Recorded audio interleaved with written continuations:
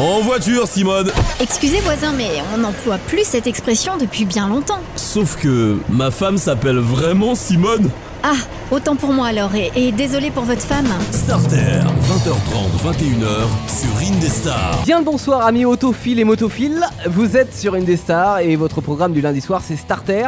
À écouter sur www.indestar.fr chaque semaine entre 20h30 et 21h et à retrouver toute la semaine en podcast où vous le voulez, quand vous le voulez, sur les différentes plateformes internet. Jolan est avec moi ce soir. Bonjour Jolan. Bonsoir. Bonsoir. Antoine nous rejoindra peut-être dans quelques minutes, il est en moto, il pleut et c'est la cata. Et ce soir nous allons parler bien sûr d'une voiture qui a marqué toute une génération d'automobilistes. On va parler de celle qui a remplacé la 4 chevaux après-guerre, c'est bien sûr la Renault 4 ou la 4L, le surnom qu'on lui a donné avec l'apparition de la version luxe. En fait c'était marqué 4 à l'arrière comme Renault 4 et L comme luxe. Et on se dit c'est bien la 4L, ça passe bien. Voilà, voiture révolutionnaire en 1961 pour Renault, puisque c'est la toute première traction avant chez Renault. Alors on avait sorti les stafettes quelques mois avant. C'était pas une traction avant chez Renault, j'ai dit. Ah, c'est Citroën, pardon, oula, je me suis mélangé, tant pour moi. Donc le principe d'une traction, c'est que le moteur est à l'avant et qu'il entraîne les roues avant. Et ça se faisait pas par exemple chez la 4 chevaux où le moteur était à l'arrière et il entraînait les roues arrière. C'est surtout la première voiture en France, là cette fois-ci, à haillons, ou porte de service comme on l'appelait à l'époque. Alors aujourd'hui ça nous paraît complètement évident d'avoir un haillon sur une petite voiture, mais en ce temps-là, comme disait l'autre, c'était plus vu comme une camionnette ou un break utilitaire, bref, ça faisait pas très bien. Pourtant, on s'est quand même vite rendu compte que c'était vachement pratique d'avoir un haillon sur une voiture. Plus en tous les cas que la malle de la 2 chevaux. Et d'ailleurs, à l'époque de la 2 chevaux, au début, c'était même la capote que tu devais rouler à l'arrière. Donc pour charger, c'était vraiment pas pratique. Alors que là, hop, tu ouvrais le coffre, enfin le haillon, et tu pouvais charger tout ce que tu veux avec en plus un plancher plat. 2 chevaux qui était sa principale concurrente. Ils se sont d'ailleurs inspirés un petit peu de l'idéologie. C'est-à-dire une voiture blue jeans, comme il l'appelait, c'est-à-dire comme le pantalon, tu vois que t'as un blue jeans aujourd'hui, Jolan, vous pouvez le voir si vous êtes en live vidéo. D'ailleurs, on nous voit en gros plan aujourd'hui. Ça devait servir donc à tout et sans chichi, je vais y arriver, sans chichi. Donc ville, campagne, banlieue, en fait, c'est une voiture qui doit pas être chère, qui doit être pratique et qui ne demande pas beaucoup d'entretien. Ils avaient minimisé au maximum. Avant, sur les voitures, tu devais faire des graissages, tu devais grosse concurrence par rapport à Citroën du coup. Ah bah forcément, parce que la 2 chevaux était plus accessible pour les médecins, alors que là c'est accessible pour tout le monde. Alors en fait le gros avantage de Renault, c'est qu'ils avaient une cadence de production qui était vachement plus importante, parce que je rappelle que c'était après la guerre, Régie Renault, donc en fait pour reconstruire la France, ils avaient beaucoup plus de moyens que Citroën qui devait produire en petite quantité les 2 chevaux, même si les cadences commençaient à augmenter un petit peu à la fin des années 50, début des années 60. Pour ce qui est de la 4L, donc elle va reprendre aussi par rapport à la 2 chevaux l'idée du levier de vitesse au tableau de bord, tu vois que tu as dans la 2 chevaux. Par contre elle est plus puissante, 24 chevaux SAE, alors que la 2 chevaux elle était montée à 18 chevaux il me semble quelques années après, parce qu'elle était à 9 et à 12 chevaux au départ. Boîte 3 vitesses, par contre on reste sur un moteur en boîte 3, moteur refroidi par eau, contrairement à la 2 chevaux qui est refroidi par air. Voilà, pour ce qui est des spécificités techniques, déjà on a un châssis qu'on peut démonter de la coque. Donc ça c'est pratique pour la réparer quand il rouille, parce que oui, une 4L ça rouille, comme beaucoup de voitures de ces années-là.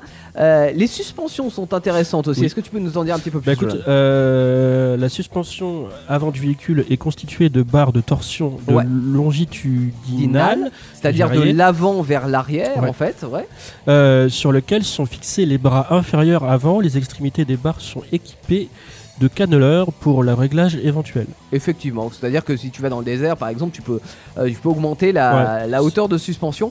On avait fait quelque chose sur les suspensions d'amortissement le 14 octobre, c'est encore disponible en podcast si vous voulez en savoir un petit peu plus. Donc bras tirés à l'avant et à l'arrière, c'est aussi des barres de torsion mais transversales cette fois-ci, c'est-à-dire que tu vas de la gauche vers la droite et inversement, avec un petit décalage pour pas que les barres se chevauchent, ce qui fait que les roues arrière sont pas tout à fait alignées. En fait il y a un petit décalage. Ce qui est intéressant, ce qu'ils ont aussi dessus, c'est qu'ils ont une barre anti-roulis.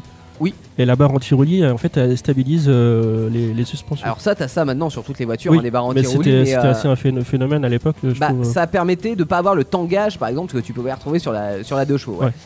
Suspension aussi à grand débattement, ce qui veut dire que tu peux aller dans les chemins ou les nids de poules sans problème. Vous pouvez même vous balader dans le désert, comme le font tous ceux du 4L Trophy par exemple. Sauf que ça reste une 2 roues motrices, sauf sur les versions spéciales, les versions Simpar qui étaient sorties. Mais vu que c'est léger et haut sur pattes, en bref, ça passe partout.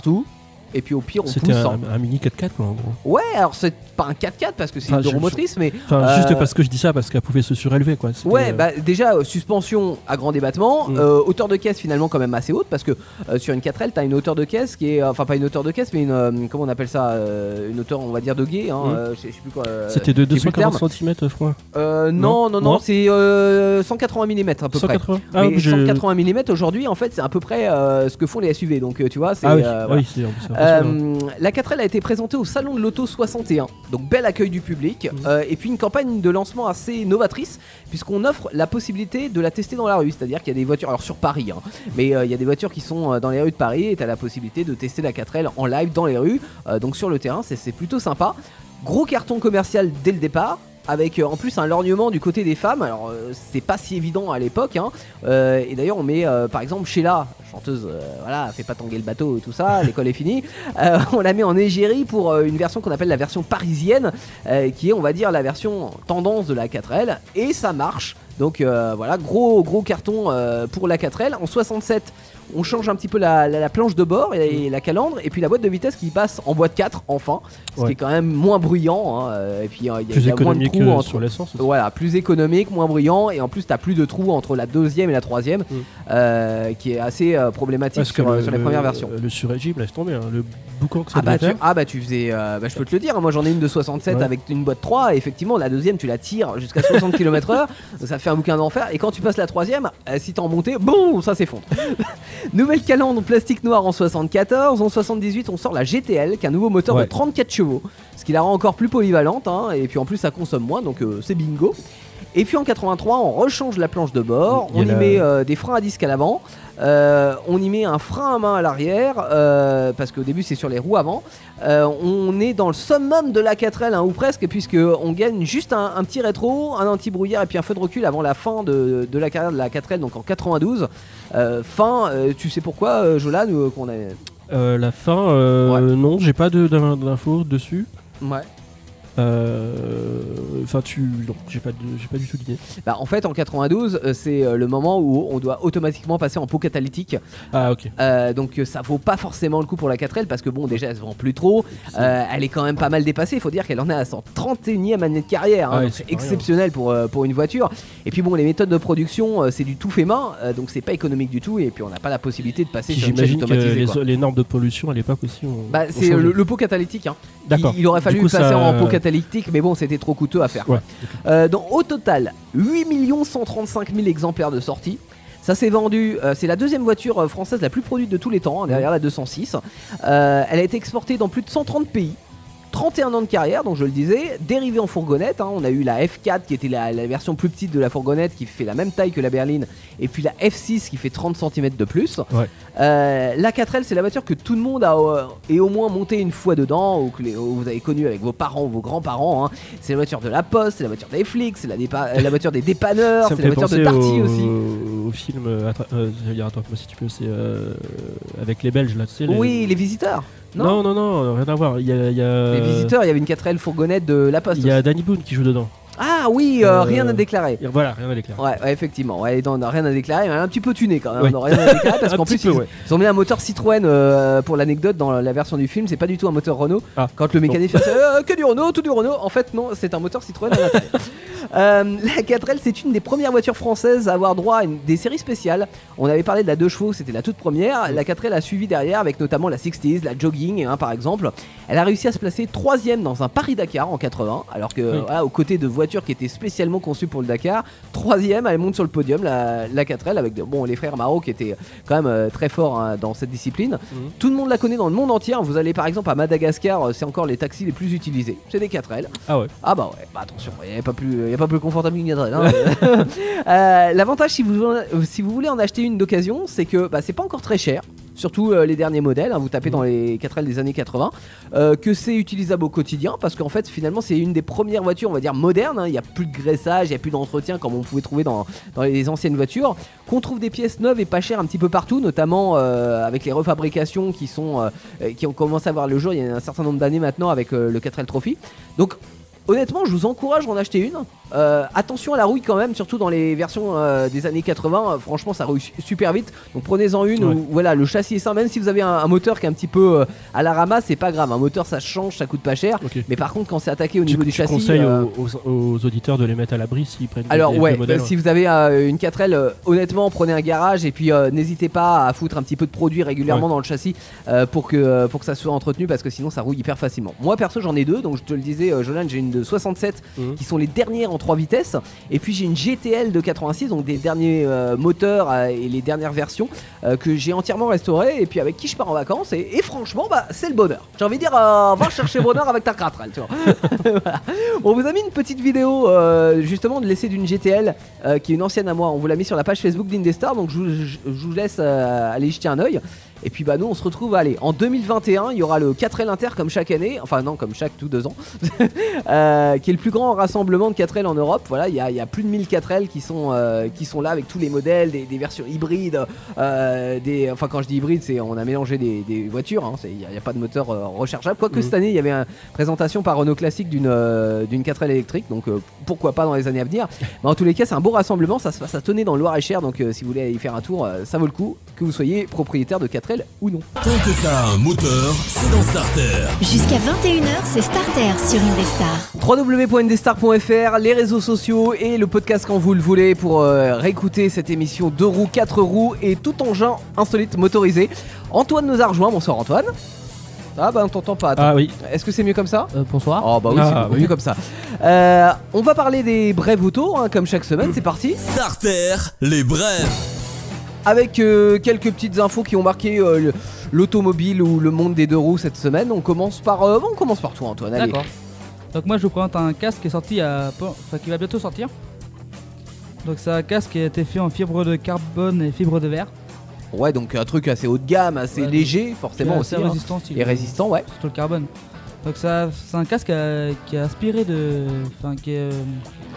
c'est une copie des MotoGP.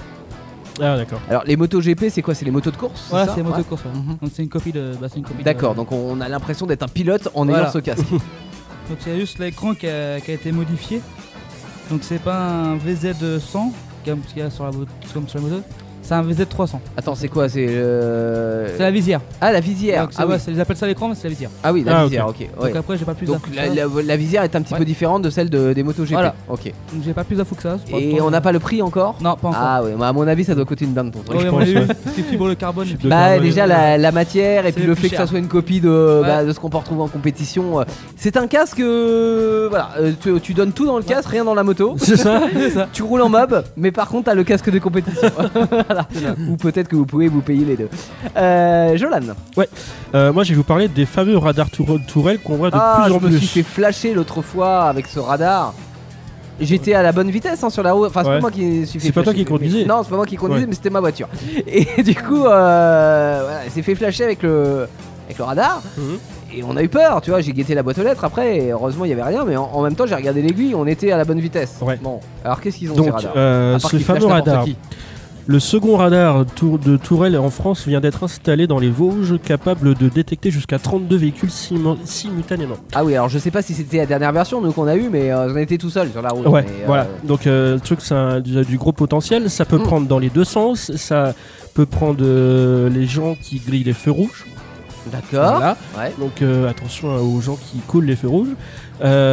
Et puis tu peux recevoir une amende si tu ne respectes pas tes distances de sécurité. Aïe. Donc du coup ça calcule tout ça. Ouais, alors ça c'est bien, les distances de sécurité. J'avoue que je peste souvent sur la route parce que les gens te collent. Surtout quand il fait ce temps-là, quand il pleut sur l'autoroute, c'est super dangereux. Sur les grandes rocades limitées. Après voilà, les radars fait que je ne dirais pas ce que j'en pense, mais c'est de la merde. Donc voilà.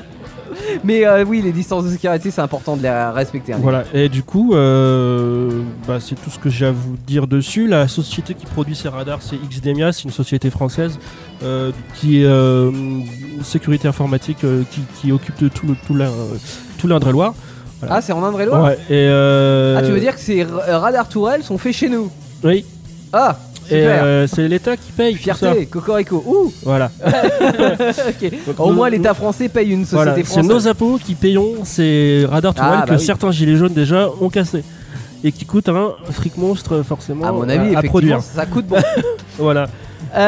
Parlons français, parlons société française, ou pas d'ailleurs. On va aborder la possible fusion, ça c'est le dossier brûlant en ce moment. Fusion entre PSA et FCA qui pourrait se préciser à la fin de l'année. Donc on a d'un côté le groupe Peugeot Citroën DS et puis désormais Opel Vauxhall, puisque c'est maintenant ça fait partie du même groupe. Et on a de l'autre Fiat, Chrysler, Alfa Romeo, Lancia, Maserati, Abarth, Jeep et Dodge. Voilà, donc 2 grands groupes automobiles. Les discussions sont toujours en cours, mais voilà, je voulais m'interroger. Toute cette marque-là vont fusionner. Pourrait fusionner, effectivement. Ah ouais. Discussion toujours en cours, mais je voulais m'interroger ce soir sur le pourquoi de cette approche. Alors déjà qu'on se le dise, les marques, enfin ça c'est d'une manière générale, mais aujourd'hui elles ont besoin de s'associer pour continuer à être rentables. C'est-à-dire que tu peux pas faire une plateforme unique pour un seul modèle, c'est plus possible. Faut au moins faire une plateforme pour plusieurs voitures, si ce n'est pour plusieurs marques. Pareil pour les équipements. Donc l'année dernière on avait eu des échos d'un possible rapprochement entre FCA et Renault, mais ça ne s'est pas fait. Notamment le gouvernement était contre, et le gouvernement a des parts dans Renault. Maintenant c'est Peugeot qui est en pleine forme d'ailleurs depuis quelques années, après une grosse crise au début des années 2010. Voilà, donc ils ont beaucoup de poids face à FCA qui lui est gros mais financièrement est un petit peu plus fragile. Par contre ils ont dans leurs bottes une bonne place sur le marché américain, ce que PSA rêve depuis des années. Voilà, donc la fusion si tu veux elle pourrait aider à ça. C'est-à-dire à implanter l'argument qui pourrait que implanter la marque Peugeot, la marque Citroën, etc. sur le marché américain. De l'autre côté, PSA a de l'avance sur l'électrique, a des modèles aussi beaucoup plus attractifs globalement que FCA, parce que si on regarde par exemple la gamme Fiat, en fait on se rend compte que la 500 qui est la voiture qui cartonne chez Fiat, elle a 11 ans quoi. Donc à un moment donné il va falloir quand même remplacer les véhicules. Quand on voit comment PSA a réussi à redresser Opel en seulement quelques mois, on se dit que finalement ils sont capables de faire du bon boulot et de faire du groupe PSA FCA quelque chose de très fort sur le marché mondial. Après c'est clair que c'est pas sans risque. Je parlais l'autre fois quand on parlait du Matra chez Renault, il avait proposé à Peugeot, etc. et que Peugeot était en difficulté financière parce que Peugeot à l'époque avait racheté Citroën, avait racheté Simca, Talbot et déjà Chrysler d'ailleurs à l'époque, et ça c'était à la fin des années 70. Ils ont failli ça a failli les mener à leur perte, donc il faut qu'ils soient très vigilants. Faut bien qu'ils fouillent aussi toutes les casseroles qui pourraient nuire à cette fusion. Ça serait une fusion à 50-50 si tu veux, sauf que moi je pense qu'il y a à mon avis un avantage Peugeot dans les négociations, parce que justement il y a cette bonne forme physique qui est là et qui pourrait faire pencher quand même la balance de pouvoir, on va dire, du côté de Peugeot. Donc il y a quelque chose, affaire à suivre, il y a quelque chose à faire à mon avis. Mais faut rester vigilant parce que ça serait dommage de se retrouver avec des grosses casseroles du côté de FCA et de pas pouvoir s'en sortir financièrement, à vouloir être trop gros. Finalement on s'en mord les doigts quoi. Ça serait dommage de tuer ces marques. Surtout qu'encore une fois, moi je l'ai dit à maintes reprises depuis le début de l'année, mais Peugeot est vraiment pour moi sur la bonne pente parce qu'ils arrivent à faire quelque chose de très bien avec leur marque. Ouais, je trouve que qualitativement, dans la ligne directrice qui mène est très bonne. Donc voilà, faut que ça continue, faut pas que ça soit entaché par des pertes financières énormes. On passe au garage ? Ouais. Starter, le garage. Allez, chaque semaine dans le garage, on termine par l'occasion de la semaine. On va s'intéresser à la Mini. Alors, la Mini ni Austin ni Rover, mais la Mini BMW, qui a vu le jour en 2001 et qui va durer jusqu'en 2006 pour la première génération, avant d'être remplacée par plusieurs autres générations qui vont être déclinées de façon toujours plus grande, à ne garder de Mini que le nom. Pour ce qui est de la génération 2001, alors elle est déjà plus grosse que l'original, mais elle reste une petite voiture. C'est une voiture qui est taillée pour la ville, une voiture compacte, voilà, qui a aussi un petit côté vintage qui est très sympa, déjà le look extérieur et puis même l'intérieur avec l'espèce de gros compteur qu'il y a au centre. Moi je préfère de ce modèle là, enfin pas ce modèle là, mais je préfère l'Austin à ce modèle là, tu vois. Ah, pas compris. L'année 2000 l'Austin Martin, je préfère ce modèle là. J'ai toujours pas compris. T'as pas compris? L'Austin Martin. Oui. Comment t'expliquer? Ça, c'est un modèle très récent quand même, on est d'accord. C'est le modèle 2001-2006. Oui. Oui. La première version de BMW. Oui. Et l'Austin, c'est 1970. Ah, l'Austin Mini. Oui. L'Austin Mini. Ah, tu m'as parlé de Martin, moi je comprends. Oui, pardon. je me suis mal exprimé, pardon. Martin roule en Mini. Désolé. Mais je préfère largement ce modèle-là qu'à celui-là. Ah, que l'ancien. Voilà. Ah ouais, non, moi je préfère l'ancien. Mais bon, la nouvelle est quand même sympa. Ouais. Et puis elle est plus pratique que l'ancienne, avec enfin un haillon qu'il n'y avait pas sur l'ancienne. C'était une boîte à gants qui avait à l'arrière. Elle est aussi plus confortable parce que sur route, ça casse plus les vertèbres quand tu roules. Et c'est toujours une bonne façon de rouler chic en ville ou à la campagne avec une voiture qui Ça facile fait à un vivre. peu voiture de Bourges quand même. Ouais, mais en fait la Mini, que ça soit ancienne génération, nouvelle génération, ça a toujours été une voiture des beaux quartiers, des quartiers Pas chics. faux. Donc là on a quelque chose qui est plus polyvalent et qui sera facile à revendre parce que c'est du BMW, ça perd pas la cote, etc. Donc c'est plutôt cher à l'achat, mais en même temps vous perdrez pas la revente. On a 3 annonces pour vous. Ouais. On commence avec toi, Jolan. Eh ben, c'est une annonce que j'ai trouvée sur le Bon Coin. Le numéro de l'annonce c'est le 1702 qui est toujours disponible. La version mini Clubman, Clubman. je vais y arriver. Clubman. Sport S, une version sport du coup. Ouais. Kilométrage elle a 134 000, donc ça va, c'est correct. Année 2008, boîte auto et le prix 8300. Et voiture très bien entretenue, des options double toit ouvrant, ordinateur de bord et radar de recul. Ok. Voilà, voiture plutôt en bon état. Antoine. Oui, donc moi c'est une Mini Coupé. On t'entend pas Antoine. T'entends pas? On n'entend pas Antoine. C'est sûr, on l'entend. T'entends pas? Ok. Donc c'est une Mini Coupé S. Cooper. Cooper, oui. Cool. J'aime bien dire coupé moi. Bah non, c'est une Mini Cooper. je suis désolé. Moi, une Mini Cooper S. Ouais. Full option. Numéro d'annonce c'est 16 804. Sur le bon coin. Je sais pas, il y a pas marqué. Si, c'est sur le Bon Ouais, c'est Coin. sur le bon coin. Ouais, c'est sur mon coin, c'est pas marqué. Ouais. Donc kilométrage à 142 000 km. D'accord. Année 2004. Elle a 5 900 €. Elle a option siège cuir, double toit ouvrant. Ah ouais, elle Ordinateur est de aussi full Ouais, option. full option. On termine par une dernière annonce. Alors, on parle toujours de Mini, année 2010, 108 200 km, boîte de vitesse automatique toujours, et prix à 11 900 € parce qu'elle est toute option et c'est une voiture aussi qui a compris un pack sport.